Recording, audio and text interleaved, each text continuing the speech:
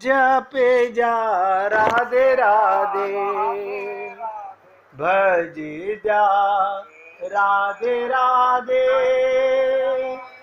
जपे जा राधे राधे, राधे अलबेली सरकार, भज जा राधे राधे, राधे अलबेली सरकार, भज जा राधे राधे, भज जा राधे राधे,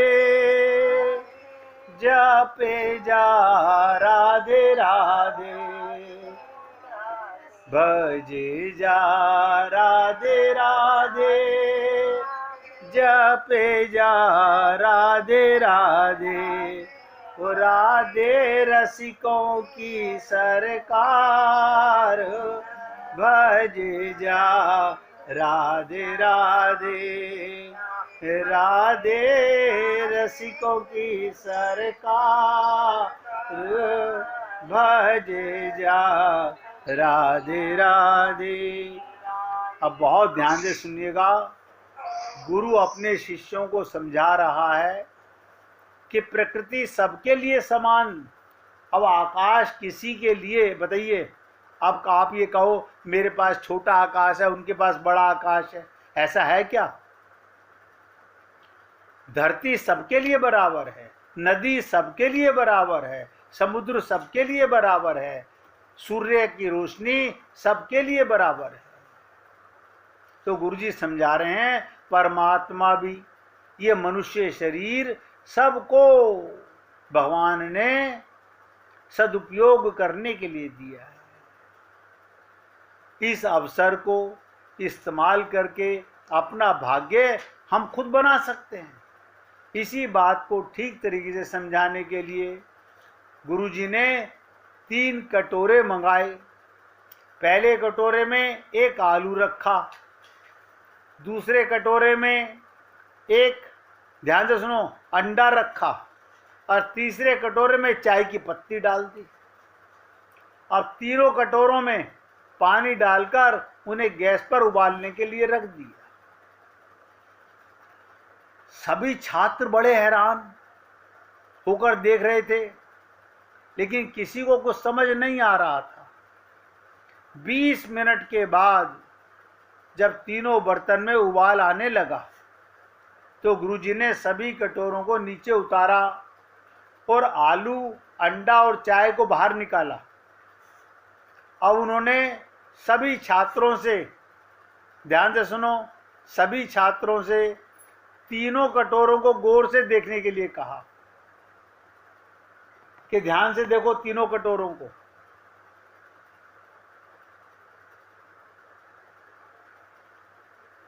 अब ध्यान से सुनिएगा, अब भी किसी छात्र को समझ नहीं आ रहा था। आखिर में गुरुजी एक बच्चे की तरह तीनों आलू, अंडा और चाय को स्पर्श करने के लिए कह रहे हैं। जब छात्र ने आलू को हाथ लगाया तो पाया आलू पहले काफी कठोर था, पानी में उबलने के बाद मुलायम हो गया। अब छात्र ने अंडे को उठाया तो देखा अंडा पहले बहुत नाजुक था, उबलने के बाद वो कठोर हो गया।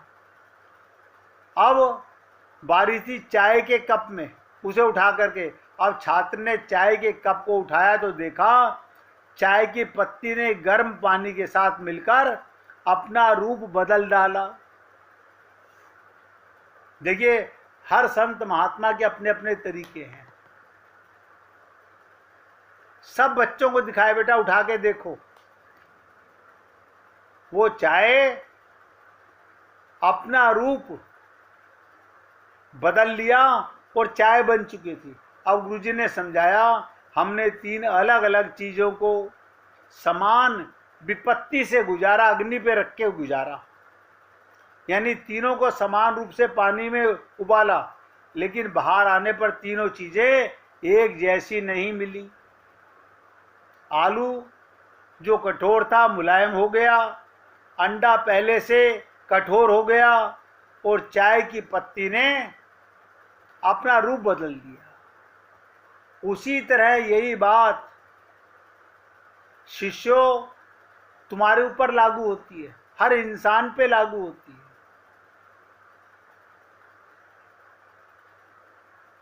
क्या मतलब? सभी को समान अवसर मिलते हैं, मनुष्य शरीर में सब आते हैं और मुश्किल आती हैं, लेकिन ये पूरी तरह आप पर निर्भर है। ऐसा कभी मत समझिएगा। हमें सबको लगता है मेरे ऊपर सबसे ज़्यादा पहाड़ टूटा है,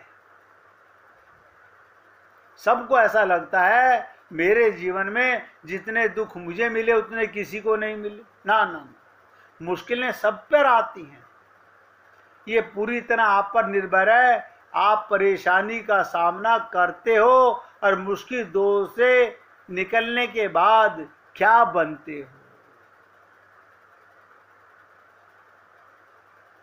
सदैव इसलिए प्रसन्न रहिए, जो प्राप्त है वो पर्याप्त है। नोट करो इस बात को, जितने सांस मिले हैं वही पर्याप्त हैं। भक्ति के लिए भगवान ने कहा अंत मति सो गति। जिस दिन आपका मन भगवान के प्रेम में गोते लगा ले वही आपके लिए समझिए जागृति थी। जिसका मन मस्त है उसके पास सब मस्त है। मन मस्त का मतलब हमारा मन बेटे की चिंता, बेटी की चिंता, मकान की चिंता, परिवार की चिंता, अरे बाबा शरीर की चिंता। देखो कमाल की चीज, हम सबसे ज्यादा अपने देह की चिंता करते हैं। जिसका मन मस्त है उसके पास समस्त कौन है? परमात्मा। उसका मन सदा आनंद में है। इसलिए सभी पुण्य आत्माओं से निवेदन कर रहा हूं, ये बातें आप और हम लोग अगर गहराई से सुने समझें तो जीवन में कभी मत सोचो कि मैं दुख में, मैं कष्ट में। कष्ट किस बात का है? आप आत्मज्ञान आपको हो गया, आपको ये पता चल गया मैं परमात्मा का अंश हूँ और मैं आत्मा हूँ, शरीर मरने वाला है, बस सारे दुख मर गए। इतना ही प्रेम काफी है भगवान के प्रेम के लिए। अब ध्यान से सुनिएगा, वापस आपको मन करता है फिर आपको भगवान की लीला में ले चलूं। एक मन ये करता है कि आज इतना सुन लिया, इससे आगे फिर दोबारा कल इसकी चर्चा करूं। क्योंकि मन है ना, क्योंकि एक बार एक चीज को हृदय में उतारने के लिए हमें थोड़ा सा ध्यान, एकाग्रता, मन की चंचलता, अपने विचारों पर अनुशासन लगाना होगा। अब ध्यान से सुनो, भगवान हमारे हैं ये निश्चय हो जाए, भगवान हमारे हैं ये निश्चय हो जाए, फिर भगवान ये सिद्ध कर देंगे अपनी क्रिया से, अपनी लीला से। बस इतना है अपने पन का। जैसे आप और हम लोग अपने को शरीर मानते हैं और परिवार को अपना मानते हैं, बस इस छोटी सी त्रुटि को सुधारना है। मैं आत्मा हूं और परमात्मा मेरे है। कभी गा रहे थे ना, हरि गुरु दो ही अपना। अब हरि को अपना कहने का मतलब क्या? कि तुम हरि के हो, तभी तो वो अपना बनेगा। तो भगवान हमारे हैं ये निश्चय हो जाए, भगवान ये सिद्ध कर देंगे। यानी हमारी दृढ़ता में कमी है, हमारी परिपक्वता में कमी है। हमारे ज्ञान में कमी है, हमारी अभी भगवान के प्रति पूर्ण श्रद्धा, पूर्ण विश्वास में कमी है।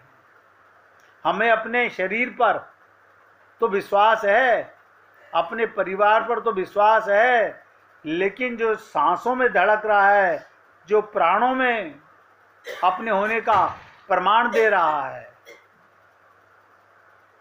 उस पर विश्वास नहीं है। और मैंने कहा भगवान ये सिद्ध कर देंगे अपनी क्रिया से, अपनी लीला से। वे प्रेम पूर्वक अर्पित की गई प्रत्येक वस्तु को स्वीकार करते हैं।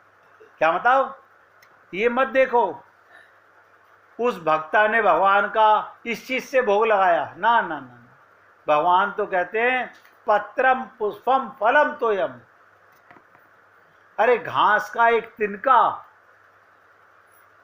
हृदय से भाव से कुछ मत चढ़ाओ, भावना तो चढ़ा दो भगवान पर। अब देखिएगा, भगवान कौरवों की सभा में पांडवों के राजदूत बनकर गए, वहां दुर्योधन के मेवा त्यागे, आप लोगों ने खूब भजन गाए और साग बिदुरगर खाई। इसमें क्या बात थी? सभा के बाद दुर्योधन ने कहा महाराज बड़ी तैयारी से आपके लिए भोजन बना है, चलकर भोजन ग्रहण करें। उसने बड़े अभिमान से कहा था। भाई यही भगवान आपका भाव देखते हैं। बड़े अभिमान से कहा था, बड़ी तैयारी से आपके लिए भोजन बना है, चलकर भोजन ग्रहण करें। अभिमान से कहा था। भगवान ने उत्तर दिया, भैया मैं तो नहीं खाऊंगा। दुर्योधन के मन में आया ये तो बहुत अपमान की बात कह रहे हैं। कल तक ग्वाले का काम करता था और हम लोगों से संबंध हो गया तो बड़ा आदमी बन गया। देखो अहंकार कितना बड़ा है। कल तक गैया चराता था, आज हमने इसको सम्मान दे दिया तो इतना बड़ा आदमी बन गया, बड़ा मानने लगा। कहता है नहीं खाएंगे। दुर्योधन ने पूछा क्यों नहीं खाएंगे? इस पर भगवान ने ऐसा उत्तर दिया उसकी बोलती बंद कर। भगवान ने कहा देखो दुर्योधन, दो तरह से खाना होता है, सब ध्यान से सुनिएगा। दो तरह से खाना होता है। एक, यदि व्यक्ति भूख से मर रहा हो तब जो खाने को जहां मिल जाए वो हाथ पसार कर ले और खा ले। और दूसरा, जहां प्रेम हो वहां छीन कर खा ले। दोनों शब्दों को समझिएगा। जहां प्रेम हो वहां छीन कर खा ले, घर में खुसकर खा ले। वहां वो ये नहीं देखता क्या है और क्या नहीं है, पर अपना है। दुर्योधन जी प्रेम आप में है नहीं। ध्यान से सुनो, कृष्ण ने बहुत साफ कहा, दुर्योधन जी प्रेम आप में है नहीं। ये जी लगाने का मतलब ही यही था। भूख से मैं मरता नहीं इसलिए नहीं खाऊंगा। और देखिएगा महाभारत की कथा, उसके बाद भगवान बिना बुलाए पहुंच गए विदुरानी के यहां, झोपड़ी में। इसका क्या कारण है? वहां क्या था? वहां अमृत प्रेम था, वहां प्रेम का रस था, वहां भक्ति थी। प्रेम से सनी हुई, प्रेम से सनी हुई चीजों को हम ब्रह्मार्पण कर सकते हैं और बाकी अहंकार से दिया हुआ भगवान को प्रसाद भी भोग नहीं लग पाता। इसलिए मैं आपसे निवेदन करता हूं, भगवान जब विदुरानी के घर पहुंचे तो विदुर जी घर पर नहीं थे। देखिएगा, एक एक शब्द ध्यान दीजिएगा। विदुर जी घर पर नहीं थे और विदुरानी अंदर स्नान कर रही थी, छोटा सा झोपड़ी में पर्दा डालकर स्नान कर रही थी। और जैसे ही कृष्ण ने कहा काकी, अंदर से आवाज आई कौन? बस इतनी सी बात, तुम्हारा कृष्ण, तुम्हारा राधे। कमाल हो गया। विदुरानी बिना वस्त्र पहने निर्वस्त्र शयन कक्षे बाहर भाग आई और तुरंत कृष्ण को हाथ पकड़कर अंदर ले गई। भगवान ने अपना पीतांबर माता को पहनाया। कहां है ये प्रेम? कहां है हमारे पास ये भक्ति? कहां है वो भाव हमारे अंदर? सोच के देखो। और क्या कह रहे हैं भगवान? वहां दुर्योधन तो खिलाना चाहता है और यहां भगवान विदुरानी से कह रहे हैं काकी मुझे बहुत भूख लगी, मैं बहुत भूखा हूं। मतलब भगवान को भी भूख लगती है। भाव समझिएगा, दुर्योधन का भाव, भगवान का भाव और विदुरानी का भाव। आज विदुरानी से कह रहे हैं काकी बहुत भूखा हूं, जो है दे दो। अब कोई संत महात्मा कहता है कि विदुरानी ने भी प्रेम में केले की फलियां, केले रखे हुए थे, छील करके गिरी तो नीचे गिरा रही है छिलके की जगह, और छिलका भगवान के मुख में दे रही है अपने हाथों से, और भगवान बड़े स्वाद से उसके उन फल को खा रहे हैं, फल समझ करके, अमृत समझ करके। इतने में विदुर जी आ गए। इतने में विदुर जी आ गए। अब विदुर जी देख रहे हैं ये क्या देख रहा हूं मैं? क्या देखा? ध्यान से सुनो कि विदुरानी तो भगवान श्री कृष्ण के पीतांबर में लिपटी हुई है, प्रेम में लिपटी हुई है। ये पीतांबर है। और विदुरानी जिस कृष्ण के लिए, जिस भक्ति के लिए हम दर्शन करने गए थे दूर से खड़े हुए, हमें पता था कि कृष्ण तो राजमहल में जा रहे हैं, हमारे मन का भाव था कि प्रभु हमारी कुटिया में आओगे, और आज साक्षात्कार मैं दर्शन कर रहा हूं कि नारायण हमारे घर में बैठे हुए और मेरी अर्धांगिनी कितनी बावरी हो रही है कि कृष्ण को छिलके खिला रही है, गिरी नीचे गिरा रही है। लेकिन विदुर जी बुद्धिमान हैं, भक्त हैं, बहुत भक्त हैं, लेकिन फिर भी बुद्धिमान हैं।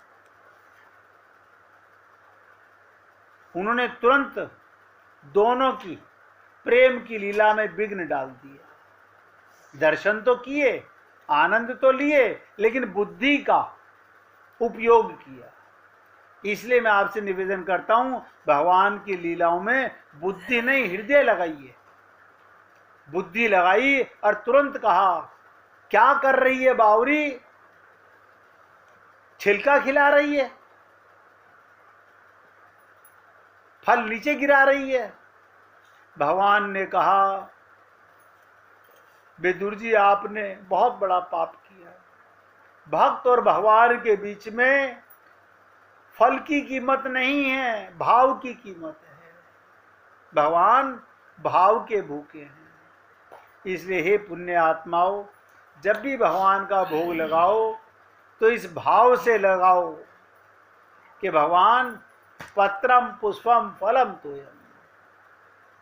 इसलिए आज अपने शब्दों को यहाँ विराम दे रहा हूँ। गुड्डी जी आपको भजन सुनाना चाहती हैं, आप उनसे भजन सुनिएगा। सुनिए। मोर मुकुट रंग काला, किसी ने मेरा श्याम देखा। मोर मुकुट रंग काला, किसी ने मेरा श्याम देखा। जब देखा तब यमुना किनारे, जब देखा तब यमुना किनारे, गौएं चराने वाला, किसी ने मेरा श्याम देखा। गौएं चराने वाला, किसी ने मेरा श्याम देखा। मोर मुकुट रंग काला, किसी ने मेरा श्याम देखा।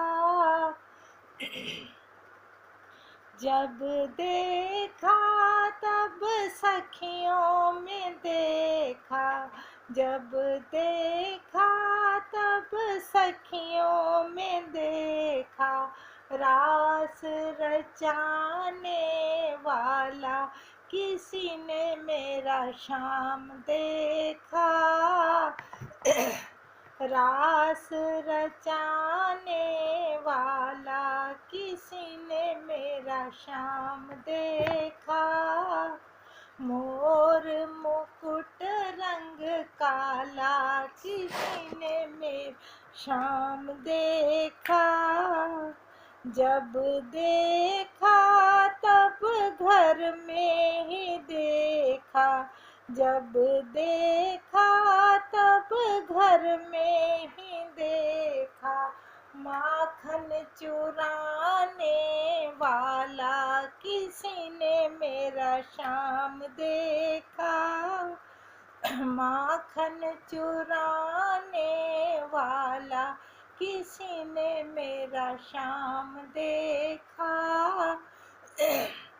मोर मुकुट रंग काला, किसी ने मेरा श्याम देखा।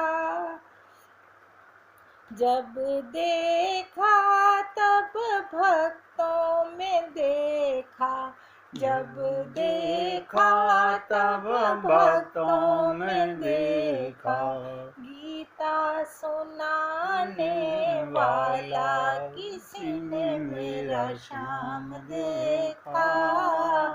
गीता सुनाने वाला, किसी ने मेरा श्याम देखा। मोर मुकुट रंग काला, किसी ने मेरा श्याम देखा। मोर मुकुट रंग काला, किसी ने मेरा श्याम देखा। बोलिए वृंदावन बिहारी लाल की जय। जय जय श्री राधे, जय जय श्री राधे। बोलिए लाल जी का मंगल हो, सभी भक्तों का मंगल हो। सबको राधे राधे भैया, सबको राधे राधे भाई, राधे राधे।